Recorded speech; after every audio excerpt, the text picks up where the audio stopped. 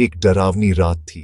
तेज हवा, बिजली की गड़गड़ाहट और दूर कहीं किसी के चीखने की आवाज गूंज रही थी। अचानक एक पुरानी हवेली का दरवाजा अपने आप खुल गया। एक छोटे कस्बे में राघव नाम का एक कॉलेज छात्र रहता था, जो अपनी ही दुनिया में खोया रहता था। उसे फोटोग्राफी और पेंटिंग का बहुत शौक था। वह अक्सर पुरानी, भूली बिसरी जगहों और चेहरों में अपनी कला की प्रेरणा ढूंढता था। एक दिन पुराने बाजार में घूमते हुए उसे एक अजीब सी काली सफेद तस्वीर मिली। तस्वीर में एक औरत थी, लंबी छोटी सफेद साड़ी, और उसका चेहरा आधा ही दिखाई दे रहा था। उसकी आंखों में एक अजीब सी उदासी और एक अनकहा इंतजार था, मानो कोई जानबूझकर उसे अधूरा छोड़ गया हो। राघव को वो तस्वीर इतनी रहस्यमयी लगी कि उसने उसे पूरा करने के जुनून के साथ अपने कमरे में टांग दिया। लेकिन उसी रात से सब कुछ बदल गया। आधी रात को उसे लगता कोई धीरे धीरे उसके कमरे में घूम रहा है।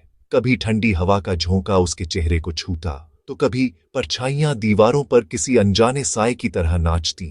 तस्वीर से कभी बांग्ला गीत जैसी धीमी गुनगुनाहट सुनाई देती, तो कभी किसी औरत की सिसकियां। कुछ ही दिनों में राघव बीमार और कमजोर दिखने लगा। उसकी आंखें अंदर ढस गईं और वो हर वक्त किसी अनजाने खौफ में डूबा रहता। उसके दोस्तों ने बताया कि जब भी वे उसके कमरे में जाते, तस्वीर वाली औरत का चेहरा थोड़ा थोड़ा और स्पष्ट होता दिखता, जैसे हर रात वो औरत तस्वीर से बाहर आ रही हो। एक रात राघव ने हिम्मत करके कैमरा सेट किया और तस्वीर की ओर फोकस किया।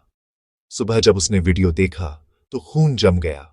उसमें साफ दिख रहा था कि वो औरत तस्वीर से बाहर निकल रही है और उसके बिस्तर के पास खड़ी होकर धीरे से फुसफुसा रही है, मुझे पूरा करो, वरना मैं तुम्हें अधूरा छोड़ दूंगी। उसके बाद से राघव कभी कॉलेज नहीं गया। वो अपने कमरे से, अपनी जिंदगी से जैसे हवा में गायब हो गया। कहते हैं अब वो उसी पुराने बाजार के किसी बंद कमरे में पेंटिंग करता है और उसकी बनाई हुई हर तस्वीर अधूरी होती है।